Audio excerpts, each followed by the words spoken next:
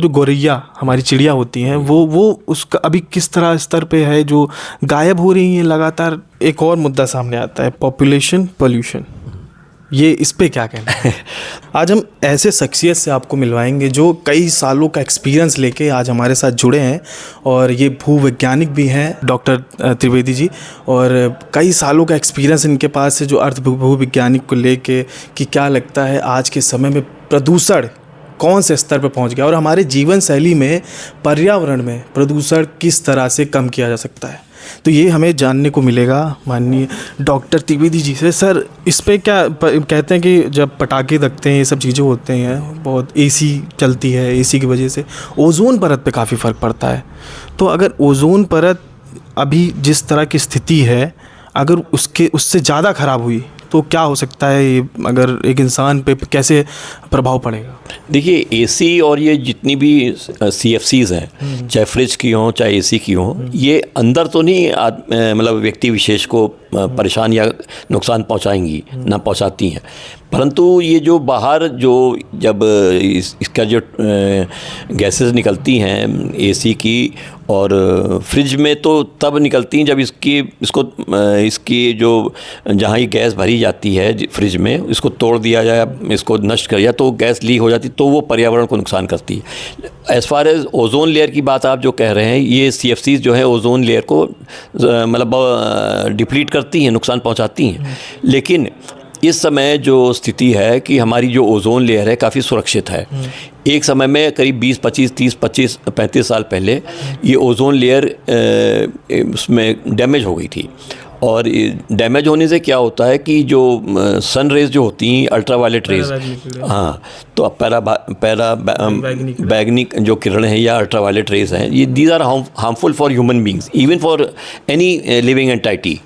तो वो स्किन पे नुकसान पहुंचाती हैं, उससे विभिन्न प्रकार के रोग हो सकते हैं, जैसे कैंसर है जो मुख्य है, और भी हैं जिससे खुजली होने लगती है, इरिटेशन होने लगता है, और इसमें क्या होता है कि स्किन जो है वो पपड़ी की तरीके से निकलने लगती है, संभावना रहती है ओजोन लेयर के डिप्लीशन होने से। सर, अभी क्या है कि जैसे अब ज़माना जैसे से बढ़ गया है, तो अब बैटरी रिक्शा चालू हो गए, बैटरी कार आने लगी, बैटरी बाइकें आने लग गई हैं।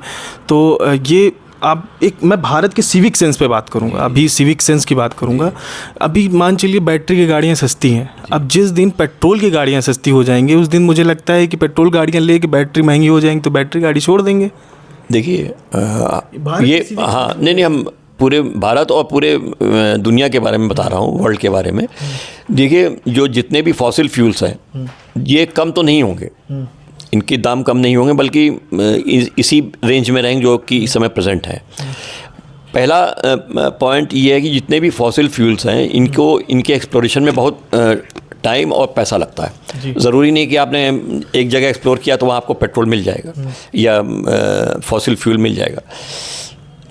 और इसके साथ साथ इससे प्रदूषण बहुत होता है, इसमें जो है सल्फ़र और कार्बन और इस तरीके की गैसेस निकलती हैं जो कि पर्यावरण के लिए काफ़ी हानिकारक है। अच्छा सर, अभी जैसे हम भारत की बात कर रहे हैं, तो भारत में अब कौन से स्तर से ऐसा अभी जिस तरह सरकार काम कर रही है, कौन से स्तर में पॉपुलेशन को सुधार करने में आगे आ चुकी है, किस तरह सुधार कर रही है कि नहीं कर रही है, ये चीज़?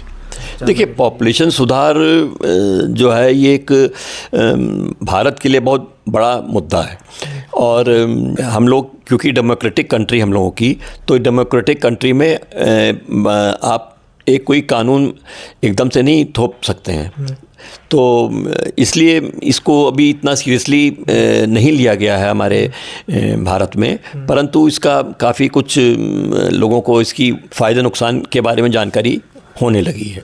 मतलब एक और मुद्दा सामने आता है, पॉपुलेशन पोल्यूशन, ये इस पे क्या कहना है? दोनों एक साथ जुड़े हुए हैं। देखिए, जितनी पॉपुलेशन कम होगी तो जितनी पॉपुलेशन कम होगी तो उससे पर्यावरण में प्रदूषण कम होने की संभावना रहती है। मुझे लगता है पॉपुलेशन रहे और लोगों में शिक्षा बहुत ज़्यादा ज़रूरी है। अगर शिक्षा पर्यावरण को लेके है तो फिर उसमें सुधार लाया जा सकता है। और दूसरा चीज़, आप सबसे बड़ी बात कहूँगा, जो गौरैया हमारी चिड़िया होती हैं, वो उसका अभी किस तरह स्तर पे है जो गायब हो रही हैं लगातार, कुछ समझ नहीं आ रहा। नहीं, ऐसा नहीं है, गायब नहीं हो रही हैं। इसके पीछे जो हमारे शहर में ख़ास तौर से हम यूपी के बारे में बता रहे हैं, ये जो टावर्स लगे हैं, इसके टीवी टावर्स हैं और आपके मोबाइल टावर्स हैं, इससे तरंगें निकलती हैं, तो ये इनके लिए बहुत फ़ायदेमंद नहीं है। इसलिए अब चिड़ियाँ जो हैं, ख़ास तौर से गौरैया, ये कम देखने को मिलती है घरों में। इनको हाउस स्पैरो भी कहते हैं, क्यों, और हाउस स्पैरो इसलिए कहते हैं क्योंकि घरों में ज़्यादातर दिखती थी। और काफ़ी क्षेत्रों में क्या है कि जैसे विदेशों में पेंगुइन, हमारे यहाँ उनके यहाँ राष्ट्रीय पक्षी है पेंगुइन। बहुत पेंगुइन आपको केवल बिल्कुल ठंडे प्रदेशों में, ठंडी जगहों में मिलेंगे, जहाँ बहुत ज़्यादा ठंड, जैसे अंटार्कटिका, साउथ पोल या आर्टिक में, या नॉर्थ पोल। लेकिन भारत में तो वही कूड़ादान बन चुका है, लोग पेंगुइन का कूड़ादान बना। पेंगुइन सिविक सेंस कहाँ से आ गया ये सब चीज़ें? अब उन्होंने ये पेंगुइन का हमें जो लगता है इसलिए बना के दिया क्योंकि ये एक बड़ा एक नायाब एक मतलब एनिमल है, तो ऐसा बना के रखने के लिए लोग की नज़र शायद वहाँ पड़ेगी, तो इसलिए वहाँ कूड़ा डालने के लिए बना दिया, ताकि आदमी कूड़ा वहाँ नज़र में आ जाए, कूड़ा डाल दे उसमें। आपके विचार से क्या लगता है कि आज की जनता को, आज के युवाओं को क्या ज़रूरी चीज़ों को पे ध्यान देना चाहिए जिससे पर्यावरण में सुधार आ सके? देखिए, आजकल की जनरेशन को एक तो पहली बात मैनर्स होने चाहिए, हर तरीके के मैनर्स होने चाहिए। बड़ों से कैसे बात करनी चाहिए, कैसे बिहेव करना चाहिए, छोटों से कैसे बात करनी चाहिए, कैसे बिहेव करना चाहिए, और किस तरीके से समाज में रहें, चाहे पैदल चल रहे हों, चाहे गाड़ी चला रहे हों, चाहे रिक्शे में बैठे हों, चाहे किसी वाहन का उपयोग कर रहे हों, तो उसको इस सब चीज़ों को देख दाख के अपना मतलब चाल चलन करना चाहिए और अपने कर्तव्यों का निर्वाह उसी प्रकार से करते रहना चाहिए, जो कि एक मनुष्य से अपेक्षित है। आज के समय में क्या लगता है आपको कि अब एजुकेशन किस लेवल तक पहुंच गई है इस चीज़ पे? एजुकेशन का स्तर तो as far as literacy is concern, आप बहुत पुराने समय से, मुझे लगता है आपका काफ़ी एक्सपीरियंस, इसीलिए मैं आपको पूछ रहा हूँ कि आपका काफ़ी टाइम है, तो आपने आंखों के सामने देखा भी होगा कि लोगों को किस तरह से एजुकेशन दी जा रही है और आज कैसे एजुकेशन मिल रही, तो इस पर आपको क्या लगता है कि अब क्या सुधार आया है इस समाज में?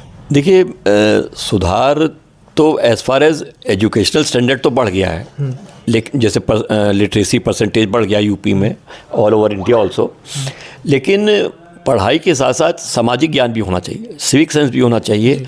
और इसके अलावा जैसे आप अपनी जो योग्यता है या आपकी पढ़ाई लिखाई है, उसको एक अच्छे तरीके से समाज में उसका एप्लीकेशन होना चाहिए।